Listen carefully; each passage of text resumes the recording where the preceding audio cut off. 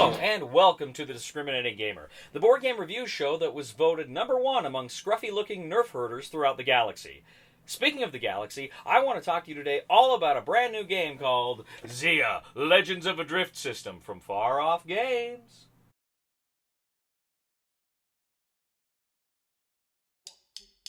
From ancient Greek mythology to Roman lore as well, there's a creature kind of creepy, but he's got some sex appeal. He stands at 9'7" and you'll never hear him talk. He's only got one eye, but he really likes to rock. They say he burned the village down, so what if he did? Now be so judgmental about the Cyclops kid.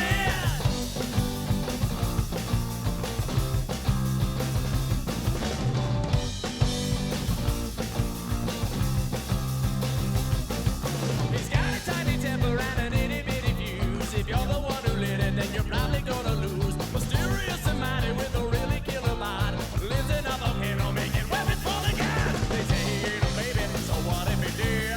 Now be so judgmental about the Cyclops kid. In Xia, Legends of Adrift System from Far Off Games, 3 to 5 players essentially are going to attempt to be the greatest, the most famous, and the most loved smugglers, pirates, and merchants throughout the galaxy, or at least the Xia system. Now, essentially how this game works out is you are going to go ahead and place various sector tiles. Initially, the number of sector tiles corresponding to the number of players. And these sector tiles, of course, some of them have planets, some of them have asteroid fields, some of them have, interstellar gates, various different kind of things you'd expect to find out there in outer space. Now, what you're going to do is you're each going to select a specific spaceship that you're going to captain, and there's a whole bunch of different spaceships. Now, you only select, there's 3 different tiers of spaceships, and you select a tier 1 spaceship to begin the game. Now, how it's going to work is each space in the ship has a cargo hold, and you also get 3,000 credits at the beginning of the game. You can spend that 3,000 credits to essentially upgrade your ship. You can buy improved engines, you can buy blasters, you can buy missiles, you can buy shields, and these things are going to help you throughout the game. In fact, at the beginning of the game, those engines are absolutely essential. In fact, throughout the game, engines are absolutely essential. So how it's going to work is on your turn, you can go ahead and you can move. Now, you can always move 3 spaces. There's a impulse drive that all the ships have that lets them move 3 spaces. But then what you can do is you have your kind of your power, which is on this arms section, and you can take one of those and place it on one of your engines. And that engine has a specific dice on it. A 6-sided dice, an 8-sided dice, etc., etc. You can take that dice, you can roll it, and then whatever you roll, that's the number of spaces you get to move with that specific drive on that specific roll. The same thing is going to work with if you roll for your blasters or your missiles. You roll whatever specific dice it tells you to, depending on what you've got there. Now, after you have spent that and you moved, you can move again as many times as those specific engines will allow you to. Now, at the end of your turn, you have to move those items off there back to either armed or disarmed, and it's going to cost you an energy. And the ships have so much energy they can carry to put them back onto armed. So you're also going to be spending energy, which is another resource, but they're going to refill. Your energy is going to refill up every time you get back to a planet. That's just kind of movement, the basic things you can do. But what you're trying to do is essentially earn money. Because you earn more money, you can buy a new ship, and you can even buy kind of victory points, fame points as they're called, if you get enough money. Now, as the game progresses, you're going to actually be able to buy some of those bigger and better ships. You're going to be able to outfit them with better units and stuff. And throughout your turns, what you're doing is you're going to fulfill missions. You're going to go to these various mission spaces in each of the sectors where you can draw 3 mission cards. You can select one you want to do. Some of these are legal mission cards. Some of these are illegal mission cards. If you do an illegal mission card, or if you go to an illegal world, or you enter a world illegally, meaning through their shields instead of through their gate, you get a bounty. Suddenly you're a bad guy. The other players can attack you and claim that bounty. If you die, it's okay. You can come back. It's not a big deal. But it's a setback if that happens, certainly. Now, you are constantly upgrading, and as you're doing this, you're getting more and more fame points, depending on if by fulfilling your missions, or if you're the first to do specific things at certain times, you get fame points. If somebody gets stranded, for instance, you go into a nebula, it can rob you of energy. If somebody comes along and helps you out and gives you some of their energy, they get a fame point because they're a good Samaritan, right? There's different things that give you fame points. And once you hit certain areas on the kind of fame point scoreboard, you bring out title cards, and these are other things that people can attempt to claim. If they can do it, they get that fame card, they get fame points, and they get usually a persistent bonus throughout the game. The game ends whenever you hit whatever number of fame points you're going to. The fame tracker goes to 20. They recommend for your first game you played only to 5, but you can pick any number you guys want to play to. It's pretty simple. It's pretty straightforward. It is open world. You can do whatever you want to do in this game. You can go wherever you want to go, take whatever missions you want to take. If you just want to go back and forth between worlds, picking up cubes and delivering them and making money that way, you can do that too. So that's a strategy. It's really quite open. And that's essentially how you play Xia Legends of Adrift system. So there's a few things I would like to say about Legends of the Drift system. And the first thing I want to do is actually talk about the Kickstarter. I actually got this for a Kickstarter. I was one of the backers. My name appears on the box. Anyway, the designer of this game, Cody Miller, actually launched this Kickstarter campaign a while back. I mean, it was like a year and a half ago. This game was supposed to be out in December of 2013. That's what his Kickstarter said. I got this in October of 2014, 10 months later. Now, we're kind of at a point where we expect Kickstarter games to show up a while after they are, when they're supposed to show up. We kind of accept that. But I got to tell you something. Cody Miller, he put out updates like clockwork, like every week. Plenty of photographs, plenty of information telling you why this was taking so long and what he was doing. And I got to tell you, I kind of didn't mind that this game took so long to come out because Cody Miller, he let you know he wanted quality. He wanted this to look as good as it could for the backers. And I was never upset that this game was taking so long because I didn't feel like he was putting it off or neglecting it. I knew this was a labor of love for him. So, I mean, as far as the Kickstarter goes, Mr. Miller, my hat's off to you. I think this is the model for how to run Kickstarter campaigns and keeping people in the loop. Very good Kickstarter campaign. Now, the game itself, there's a lot of very fun and interesting aspects to Xia. I particularly like the ships, how you're outfitting them with the blasters, the shields, the engines, etc. And there's this kind of Tetris game. It's almost a meta game where you're trying to get things to fit and still have room for cargo. And that's an aspect of the game I really enjoyed quite a bit. The missions were fun and interesting. You go and you pick up a mission, you'd get it. You'd see what the mission was, and you could make a decision about which mission you wanted to take. And there's a lot of options that you could go there. There's a lot of different options for strategy.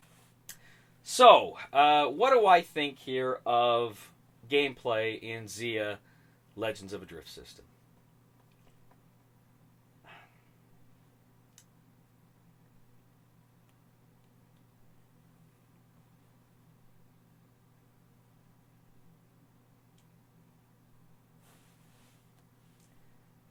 I wanted to like this game so much. I wanted to think this game was just awesome.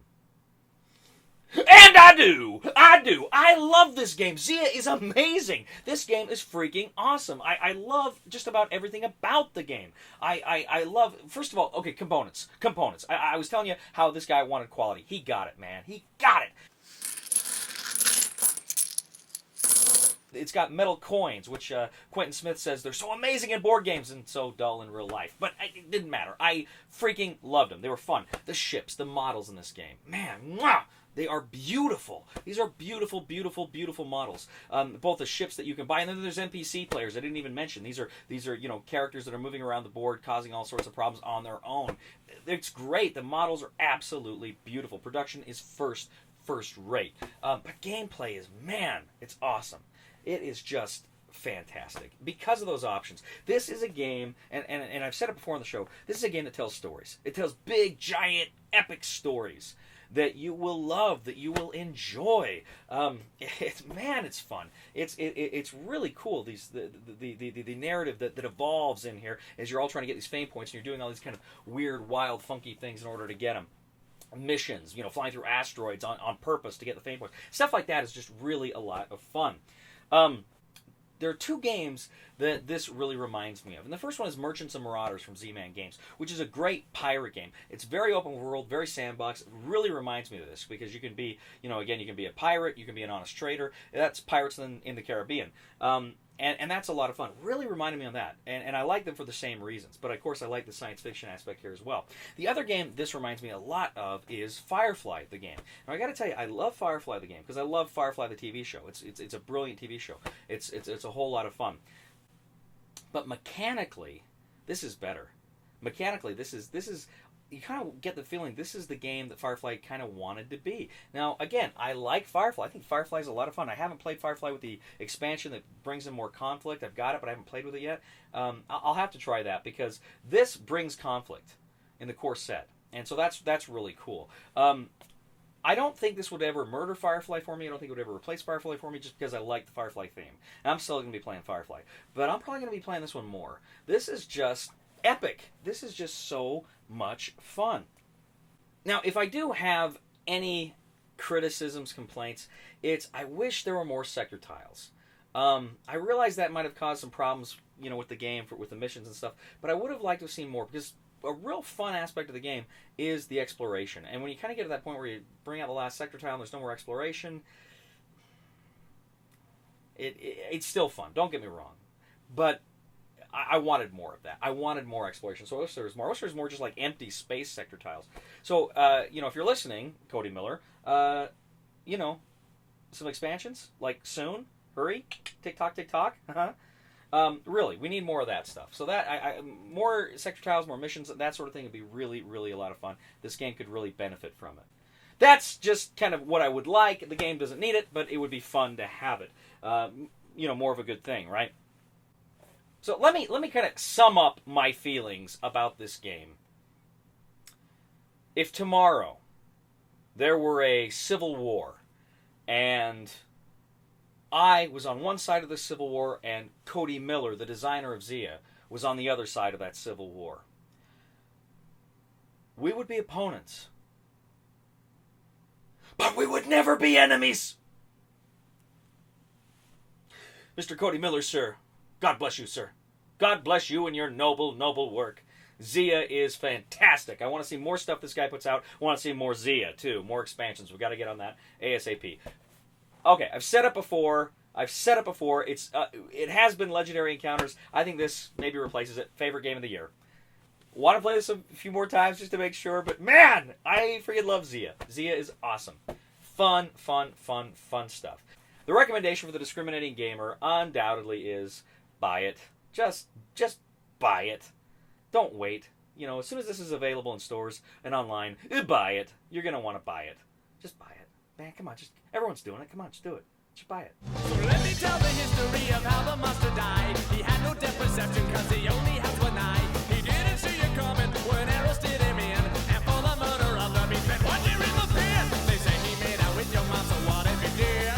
Don't be so judgmental about the Cyclops kid.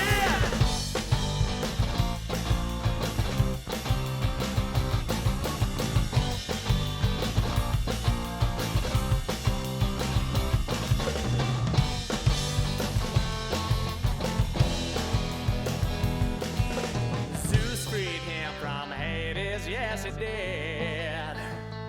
So you better never, ever, ever mess with a Cyclops kid. 1, 2, 3, 4!